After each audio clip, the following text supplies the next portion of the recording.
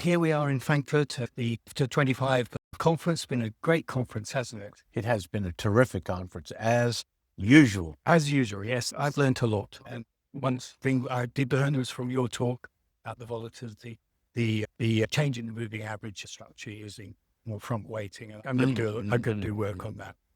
And thank you very much for that. Oh, my pleasure. But I've got a few questions for you. And the first one is, what do traders get wrong most about when they're using Bollinger Bands? For novice traders, beginning traders, the thing that they get wrong is they think that a tag of the upper band by price is automatically a sell signal, and a tag of the lower band by price is automatically a buy signal. That can be true, Yes. but you need to bring more to the party. Yes. For example, price confirmation. If you tag the upper band and then reverse down into the price structure, that could be a sell signal. If you tag the lower band and reverse back up into the price structure, Yes. that could be a buy signal. But if you want to go a little further, add a little bit more value, you can go to a volume indicator that displays accumulation and distribution, supply and demand. So if you tag the upper band and that volume indicator is negative and you get some price confirmation, then you actually have a good signal that you can work with. Yeah. And the opposite, obviously, if you tag the upper band and if there's accumulation, volume is rising on that move, it's more likely to continue. Yes, you'd expect a walk up the upper band, which is band. what confuses especially new users Yes. of Bollinger Bands. They say, oh, these are multiple sell signals. They're not. It's just a big continuation mode. Yes. And we get those all the time.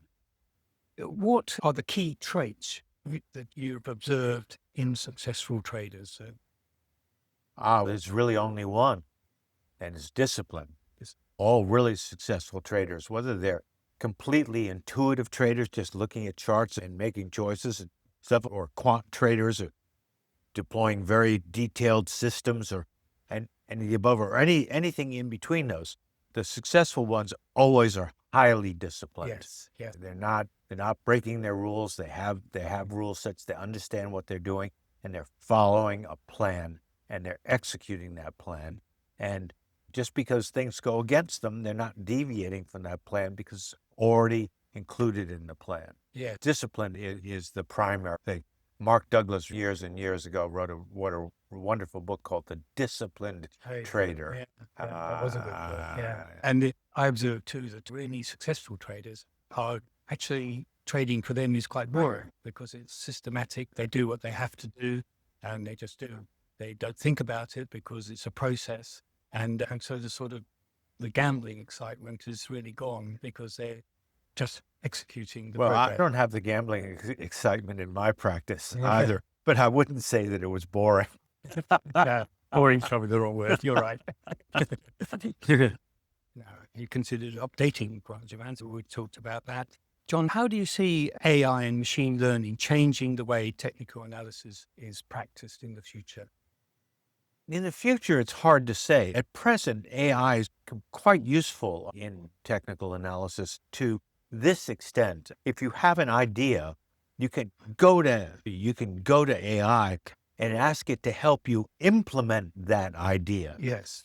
But if you want to go to AI and ask it for an idea, Yes. it'd be woefully sad. Yeah. But the implementation, for example, the presentation that I gave here at IFTA, I had some Python examples at the end, and an AI wrote those for me. Yes. I had to amend them a bit for clarity and for illustrative purposes, but the AI actually wrote those bits of Python code in, 20 seconds or something like that. Yeah. And it would have taken me an hour or two. So it saved a tremendous amount of time. And all I had to do is, once the AI had given me the base script, all I had to do is go in and tailor the scripts to my needs. Yes. So I think it can be a tremendous time saver. We used to spend an awful lot of time implementing our ideas. AI can help us implement those ideas in record time. Yeah. Just incredible.